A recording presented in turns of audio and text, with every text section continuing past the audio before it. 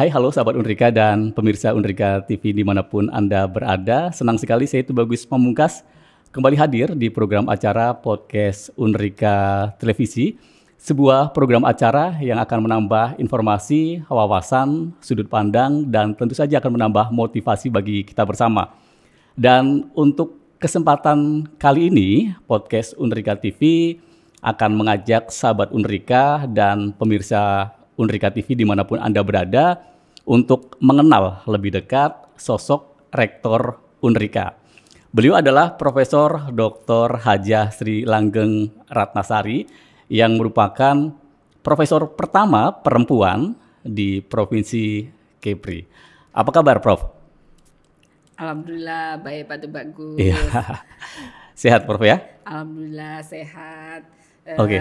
Sahabat-sahabat Unrika, selamat siang, salam sejahtera untuk kita semuanya. Iya, senang sekali kita bisa berbincang di kesempatan kali ini untuk lebih dekat lagi kenal dengan sosok Rektor Unrika, Prof. Langgeng. Izin saya memanggil dengan Prof. Langgeng begitu ya? Iya, silakan. Prof. Langgeng ini merupakan profesor pertama perempuan begitu ya di Provinsi Kepri.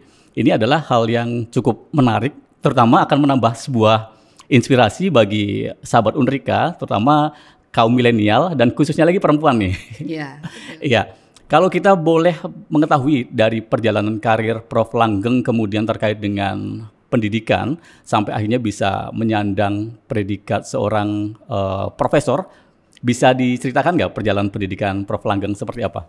Oh boleh, sangat boleh. Baik, jadi untuk perjalanan pendidikan mulai dari saya kecil ya, kalau TK, SD itu saya sekolah di depan rumah gitu ya. Di daerah mana, Prof? Iya, tepatnya di Desa Mojorejo, Kecamatan Kawedanan, Kabupaten Magetan, Jawa Timur. Jawa Timur, ya, oke.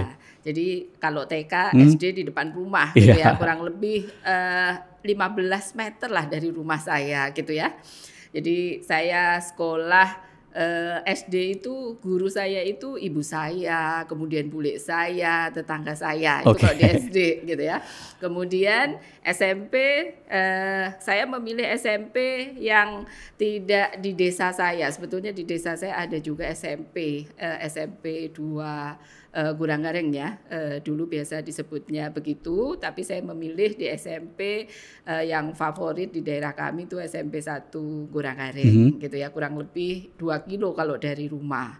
Kemudian untuk SMA saya memilih SMA paling favorit di Karesidenan Madiun. Jadi Karesidenan Madiun itu mulai dari Madiun kota maupun kabupaten, kemudian Magetan, kemudian Ngawi, Ponorogo dan Nganjuk. Salah satu sekolah favorit. Salah satu sekolah favorit ya, dan bisa disebut paling favorit yakni SMA Negeri 2 Madiun. SMA Negeri 2 Madiun. Kemudian kuliahnya nih, pasti banyak sahabat Unrika yang penasaran dengan perjalanan pendidikan terutama bangku perguruan tingginya begitu, Prof. Langgeng. Ya, jadi untuk kuliah itu sebetulnya saya dulu itu pengennya jadi dokter, tapi ternyata saya nggak lulus untuk ngambil kuliah di kedokteran di perguruan tinggi negeri. Waktu itu diterimanya di PTS. Namun saya takut nanti ini biayanya mahal dan menyusahkan orang tua gitu ya. Meskipun saya coba beberapa sekolah kedinasan, sebetulnya diterima sih, cuman saya kurang sreg saja gitu ya di sekolah-sekolah kedinasan tadi. Dan pada akhirnya saya memilih ya sudahlah, saya diterima di manajemen, saya jalani. Saya kuliah S1 di Universitas Airlangga Surabaya. Kemudian kalau S2 saya di Universitas Dr. Sutomo karena waktu itu sudah bekerja dan Universitas Airlangga belum buka kelas malam, sehingga ya saya pilih di swasta. Surabaya juga, Prof? Ya, Surabaya juga. Jadi selesai S1 saya bekerja di sebuah BUMN glass packaging, PTI Glass Persero di Surabaya. Kemudian di sela-sela bekerja saya kuliah S2 gitu ya.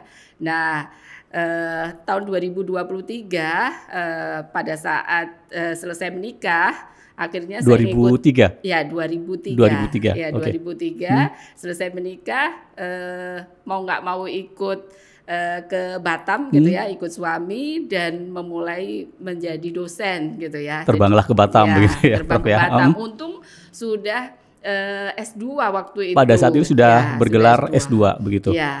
Dan kebetulan karena S2 itu dan di Batam masih jarang ya S2, saya melamar di Unrika ini, alhamdulillah langsung diterima. Iya, gitu 2003 ya. itu bergabung dengan Unrika. Iya, sahabat Unrika.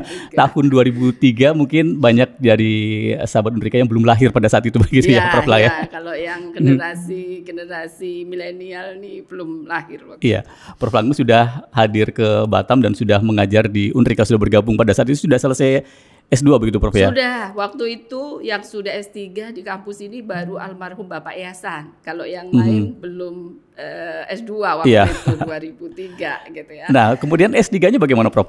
Melanjutkan tahun berapa dan di mana? Iya, kalau S3 karena memang pada akhirnya saya memilih berprofesi sebagai dosen dan Undang-Undang Guru dan Dosen waktu itu ditetapkan 2005 yang mengharuskan dosen itu harus berpendidikan S3 untuk bisa menjadi guru besar gitu ya. Karena sudah pilihan profesi, maka 2008 saya berangkat untuk kuliah kembali di S3 Manajemen di Universitas Airlangga. Karena nggak ada pilihan, sebetulnya saya pengen kuliah di Australia, tapi suami saya sampaikan kalau kuliah di Australia nggak usah kuliah. Belum mengizinkan pada saat itu Prof ya? Jadi kuliah aja balik lagi ke UNER gitu kan. Akhirnya kuliahlah di UNER. Kembali ke Airlangga. Selesai tahun? 2011. Selesai tahun 2011 dan kembali ke Batam lagi. Iya, kembali ke Batam lagi. Kenapa nih kembali ke Batam lagi? Apakah memang pada saat itu Prof Langgeng memang punya sebuah misi untuk mengembangkan, memajukan Batam atau seperti apa? Padahal kalau pada saat itu tahun 2011 ketika Prof Langgeng pada saat itu belum menjadi seorang profesor, sudah selesai S3 nih. Tentu saja kesempatan di Jawa ini sangat luas begitu ya. Tapi kenapa nih tertarik kembali ke Batam, Prof? Ya otomatis gitu ya, karena kewajiban seorang istri sebagus apapun karir seperti sebelumnya saya berkarir di BUMN gitu ya, kan banyak tuh yang pengen bekerja di BUMN, namun karena saya sudah ini ya menikah, otomatis ngikuti suami, ya saya tinggalkan gitu ya. Bagi saya kewajiban utama tetap ikut ya kemanapun suami saya berada gitu ya. Jadi akhirnya saya tetap kembali ke Batam, meskipun waktu itu ITS menawarkan mereka buka program studi S3 manajemen teknik, mereka kan butuh dosen tuh. Tapi karena suami saya di Batam, saya kembali. Lebih cinta pada suami gitu ya Prof ya, luar biasa. Dan akhirnya kembali ke Batam lagi begitu, kemudian berkiprah di Batam sampai akhirnya mendapatkan kehormatan sebagai seorang profesor. Itu perjalanan dari tahun 2011 sampai tahun berapa diberikan predikat tersebut oleh pemerintah? Ya, kalau perjalanannya kita harus menghitungnya sejak menjadi dosen. Sejak menjadi dosen. Ya, sejak menjadi dosen. Tepatnya 2003 tadi. 2003. Jadi kurang lebih perjalanan selama 19 tahun 19 untuk tahun. bisa menjadi guru besar gitu ya. Dan karena dulu tiap 3 tahun baru bisa naik. Kalau sekarang kan sudah lebih mudah 2 tahun sekali gitu ya, untuk bisa naik dari ini ya asisten ahli sampai ke guru besar. Oke, dan tentu saja ketika perjuangan untuk bisa mendapatkan guru besar ini pasti banyak pengorbanan yang sudah dilakukan oleh Prof Langgeng. Boleh nggak diceritakan kepada sahabat Unrika dan juga pemirsa Unrika TV seperti apa nih perjuangannya, dan mungkin banyak yang tertarik juga, wah saya ingin jadi profesor nih, ingin jadi guru besar begitu. Kira-kira apa saja yang perlu dilakukan, perlu dipersiapkan hingga bisa mendapatkan gelar kehormatan sebagai seorang profesor? Ya, jadi untuk menjadi guru besar itu sudah keharusan ya bagi siapapun yang memilih berprofesi sebagai dosen gitu ya. Karena karir tertinggi sebagai dosen itu ya guru besar, bukan sebagai rektor, bukan sebagai dekan, direktur, wakil rektor yang tugas tambahan itu. Namun karir tertinggi sebagai dosen adalah guru besar gitu ya. Dan itu juga perlu perjuangan, pengorbanan.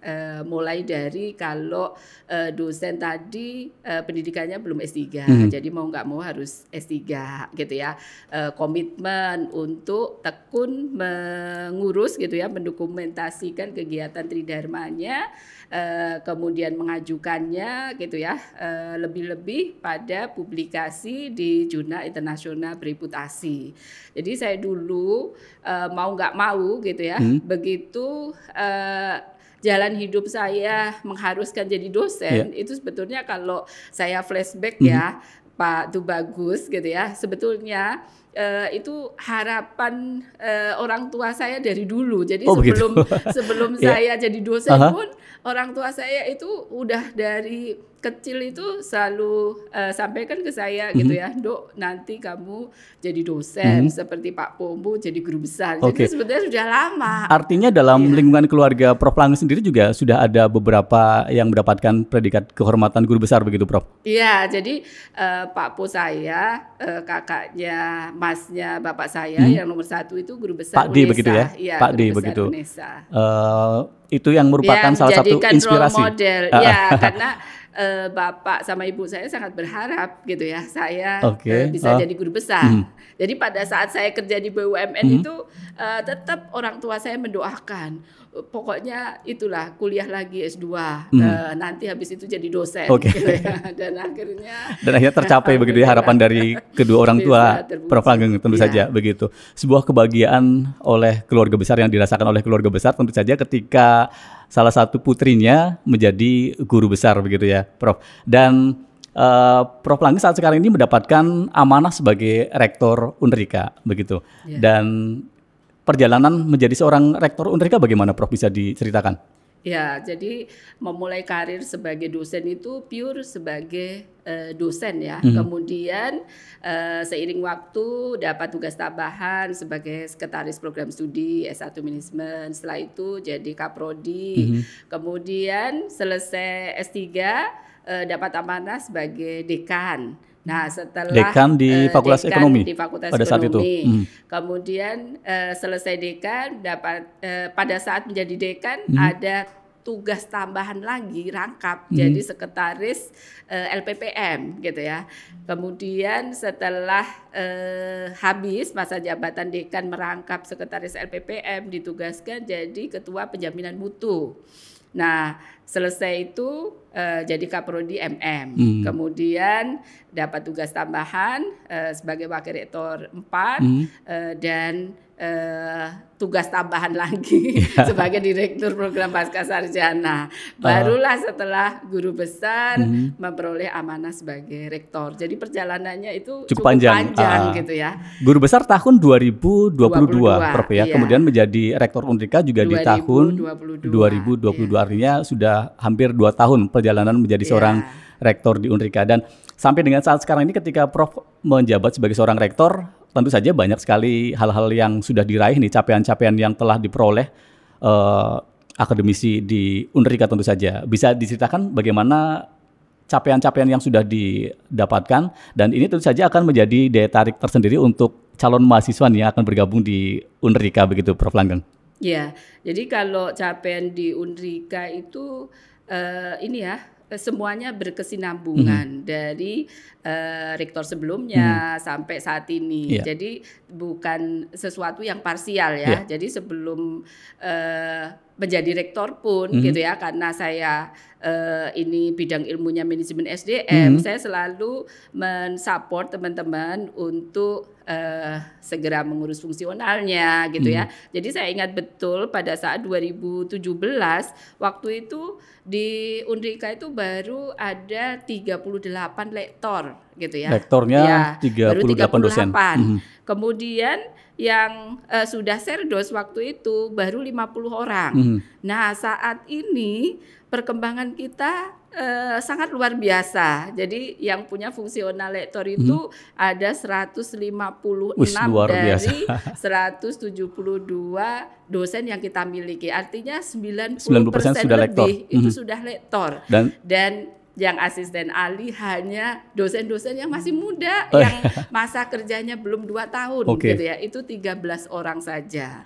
gitu ya.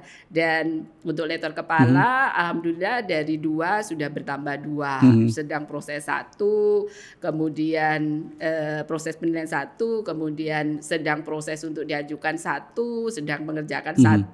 Mudah-mudahan bertambah lagi Prof ya. Bertambah lagi, dan semoga di tahun 2024 ini sekurang-kurangnya 8 lah lektor kepala itu bisa kita peroleh gitu ya. Namun ya harus disupport teman-teman yang sudah S3, sudah sertifikasi, sudah lektor untuk bisa mewujudkan hal tersebut. Oke, dari tahun 2017 yang pada saat itu masih sangat sedikit jumlah lektor. Ya, sangat sedikit. Kemudian meningkat menjadi 150 sekian lektor yang berada di lingkungan Unrika begitu. Ini adalah capaian yang luar biasa begitu luar ya, biasa, Prof. Karena itu kemarin dapat apresiasi dari L2 Dikti, alhamdulillah kita satu-satunya yang punya lektor 90%.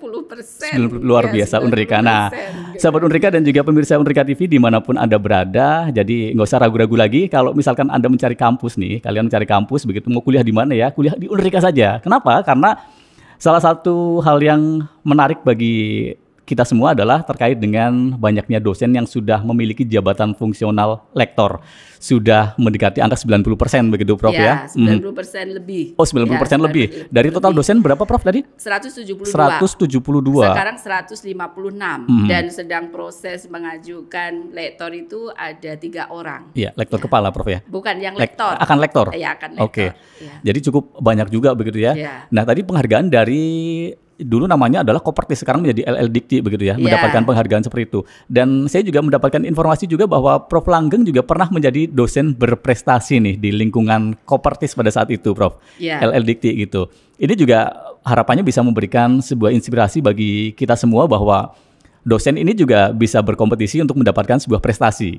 Bisa diceritakan bagaimana persaingan atau bagaimana kompetisi yang sudah dilakukan oleh Prof Langgeng hingga bisa dinobatkan sebagai salah satu dosen berprestasi di wilayah Kopertis wilayah 10 pada saat itu Prof. Tahun berapa juga? Ya, jadi waktu itu 2008 saya ingat betul pada saat saya mau berangkat sekolah.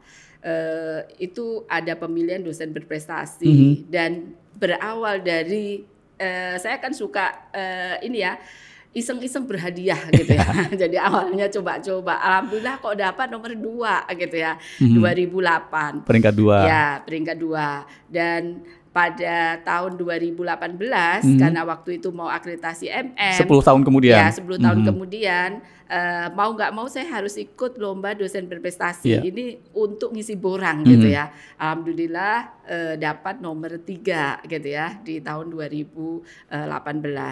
Jadi besar harapannya nanti teman-teman dosen agar juga mau gitu ya mengikuti dosen berprestasi yang biasanya diadakan setiap tahun. Setiap gitu tahunnya, oke. Jadi semuanya itu diukur dari pencapaian Tridharma kita. Oke, gitu kinerja ya. dari Tridharma tadi, pendidikan, pengabdian masyarakat, dan tentu saja penelitian begitu Prof ya. Betul. Iya, sesuatu hal yang cukup menarik dan cukup bisa memberikan sebuah inspirasi bagi kita semua bahwa perjalanan karir seorang dosen di puncaknya adalah menjadi seorang guru besar atau yang sering sahabat Unrika sebut sebagai seorang profesor. Nah, kalau kita bicara tentang profesor yang ada di Unrika, saat sekarang ini kan baru 1 nih Prof. Ya. Ada nggak ya target-target tersendiri? Target, ada. Di tahun berapa mungkin ada tambahan profesor dan seterusnya begitu? Baik, jadi kalau SDM di Unrika khususnya dosen tahun 2017 itu baru ada 6 orang dosen yang S3. Waktu itu kan kita mendirikan ini ya, Prodi MM. Jadi waktu itu betul-betul 6 orang dosen S3. Alhamdulillah saat ini kita sudah punya 45 dosen S3. Dan besar harapannya gitu ya di tahun 2024 ada tambahan 5 lagi. Yang jelas kita sudah rekrut 2, kemudian diharapkan 3 ini sedang proses ya. Yang 1 kan sudah Bu Desi, kita tinggal 2 lagi biar genap 50 gitu ya. 50 dokter begitu targetnya. Ya di tahun 2024 ini. Kemudian untuk guru besar, harapan saya ya kalau bisa tahun ini, kalau nggak bisa tahun depan gitu ya.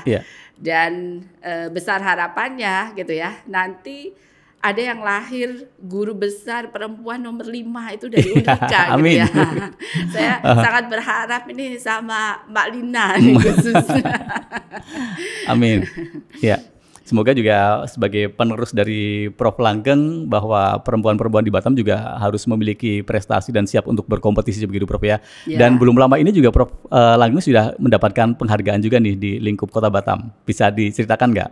Ya, jadi pada saat ulang tahun Kota Batam kemarin, alhamdulillah mendapatkan anugerah sebagai salah satu tokoh pendidikan gitu ya.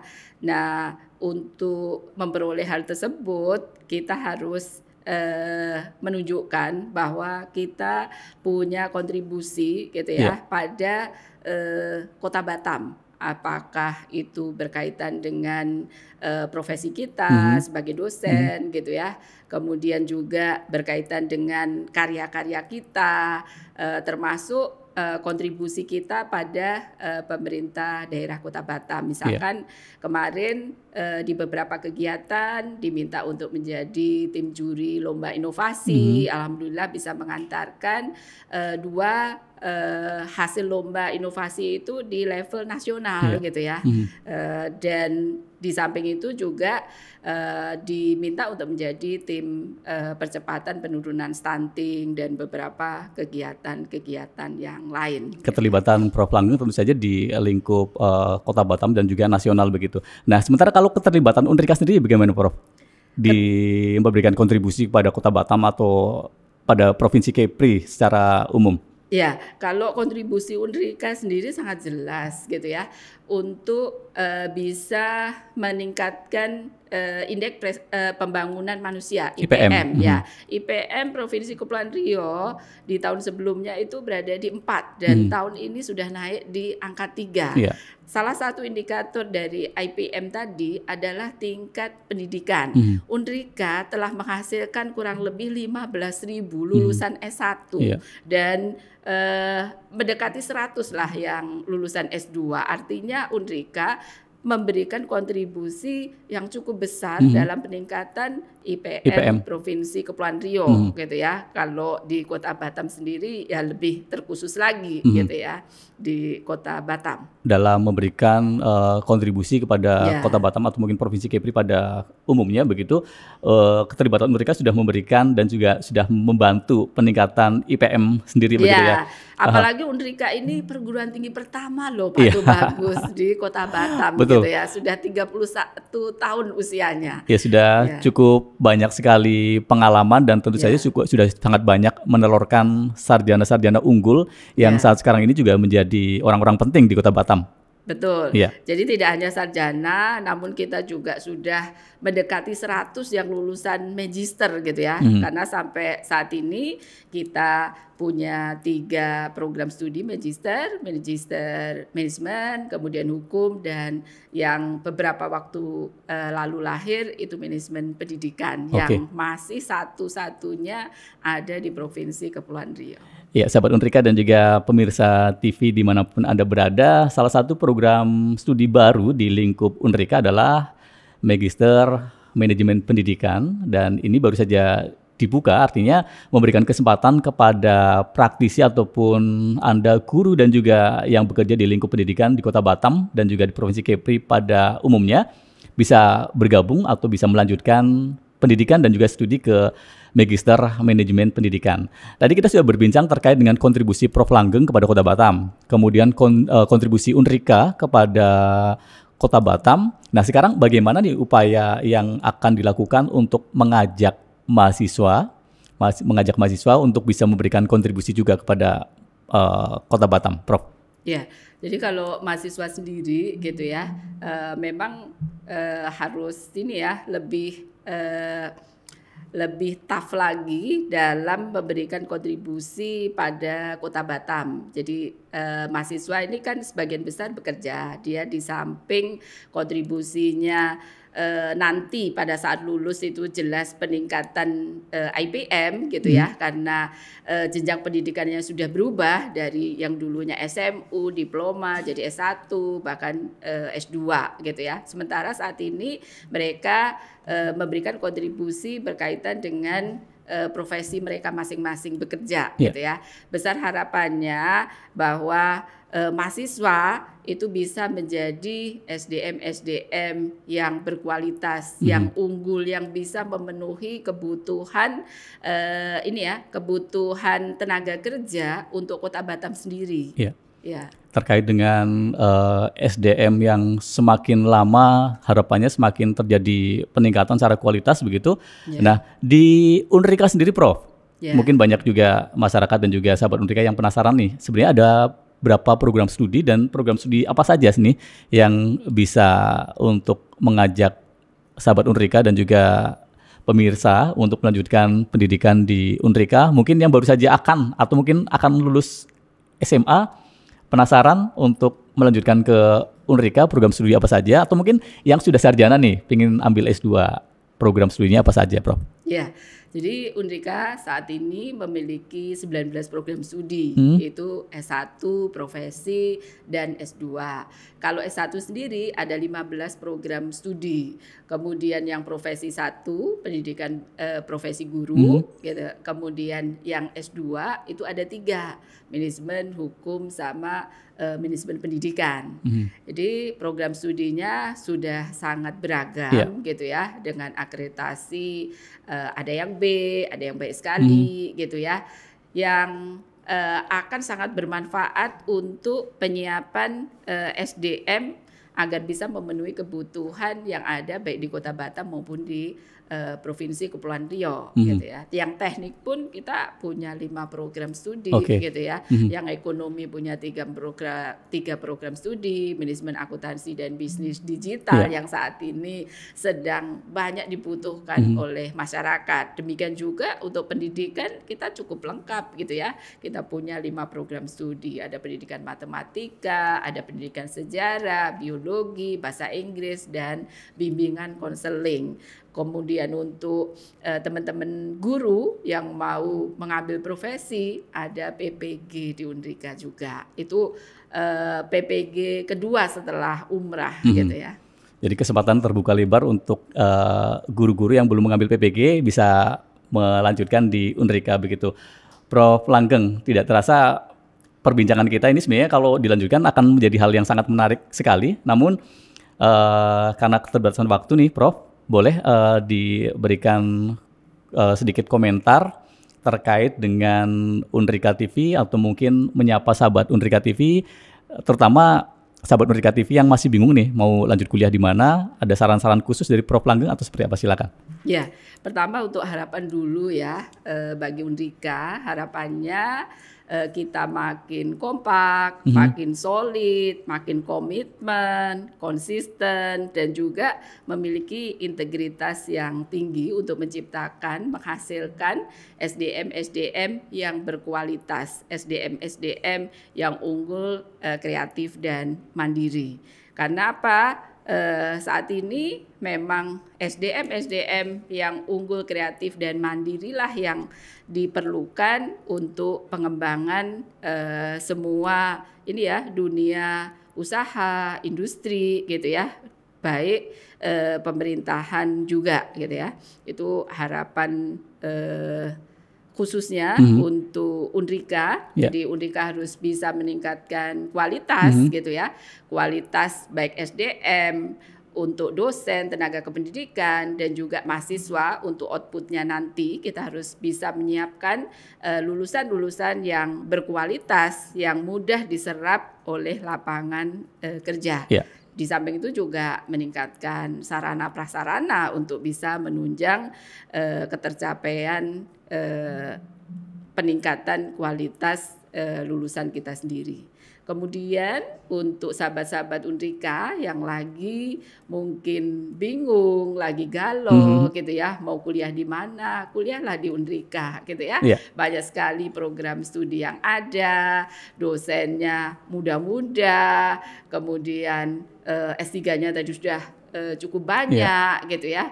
Dan di Unrika banyak sekali kegiatan-kegiatan mahasiswa yang bisa diikuti. Jadi nggak perlu galau gitu ya. Unrika sudah menjawabnya dan memberikan free dana pengembangan untuk pendaftar sampai dengan Maret ya tahun ini. Sampai dengan bulan Maret. Ya, 4 juta kan lumayan. Luar biasa. Gitu ya. Kalau S1, S2 5 juta. Ini salah satu gitu kepedulian yang diberikan oleh pihak yayasan begitu Prof ya, untuk bisa kembali meningkatkan dunia pendidikan di Kota Batam. Betul. Ya. Sebentar Pak, itu bagus. Mungkin biar tidak terlupa sahabat-sahabat yang mungkin saat ini ada kendala ekonomi, Unrika juga menyediakan banyak sekali beasiswa. Ada beasiswa KIP dari pemerintah yang gratis SPP, ada biaya hidup gitu ya. KIP sendiri ada 2, KIP 1, KIP 2. Kalau KIP 2 tidak dapat biaya hidup. Kemudian ada beasiswa berprestasi dari yayasan. Jadi adik-adik yang tahfiz Quran silahkan mendaftar. Nanti adik-adik akan memperoleh beasiswa sampai selesai untuk menyelesaikan pendidikan S1. Jadi banyak skema-skema yang sangat membantu adik-adik sekalian yang memiliki keterbatasan. Jadi prestasinya tidak hanya tahfiz Quran ya, prestasi mulai dari wilayah, nasional itu juga diperhitungkan. Baik akademik, non akademik, seperti olahraga mungkin begitu Prof ya. Jadi sahabat Unrika dan pemirsa Unrika TV dimanapun Anda berada, kesempatan untuk kuliah di Unrika ini sangat terbuka lebar ya, apalagi banyak sekali kemungkinan atau banyak sekali tawaran beasiswa atau scholarship yang akan ditawarkan dan bisa didapatkan di Unrika TV, tentu saja dengan memenuhi persyaratan tertentu. Baik, ada lagi yang akan disampaikan Prof untuk closing statement? Ya, untuk closing statementnya ya mungkin saya punya sedikit harapan khususnya untuk Unrika TV ini ya. Jadi alhamdulillah Unrika TV saat ini tuh kan sudah aktif kembali gitu ya. Dan besar harapannya Unrika TV bisa semakin aktif, banyak kegiatan yang dilakukan gitu ya, dan bisa membantu teman-teman yang mau serdos untuk membuat video pembelajaran ya, karena saat ini itu harus gitu ya. Di samping itu juga Unrika TV besar harapannya untuk bisa membantu kegiatan-kegiatan tridharma, pengabdian masyarakat gitu ya, dan juga untuk publikasi dari hasil penelitian maupun pengabdian, sehingga Unrika TV bisa ikut membranding Unrika makin bagus lagi. Oke, baik. Terima kasih sekali kesempatan sudah hadir ke Unrika TV, Prof Langgeng. Selamat kembali melanjutkan aktivitas. Baik sahabat Unrika dan juga pemirsa Unrika TV dimanapun Anda berada. Tadi merupakan perbincangan kita dengan Prof Langgeng yang merupakan profesor pertama perempuan di Provinsi Kepri, dan banyak sekali inspirasi yang bisa kita dapatkan tadi, bahkan juga informasi serta wawasan-wawasan baru bagi kita semua, khususnya bagi calon-calon mahasiswa baru. Baik, akhirnya saya Tubagus Pamungkas mengucapkan terima kasih untuk kesetiaan Anda menyaksikan Unrika TV. Sampai jumpa dalam podcast berikutnya. Salam Unrika TV. Salam.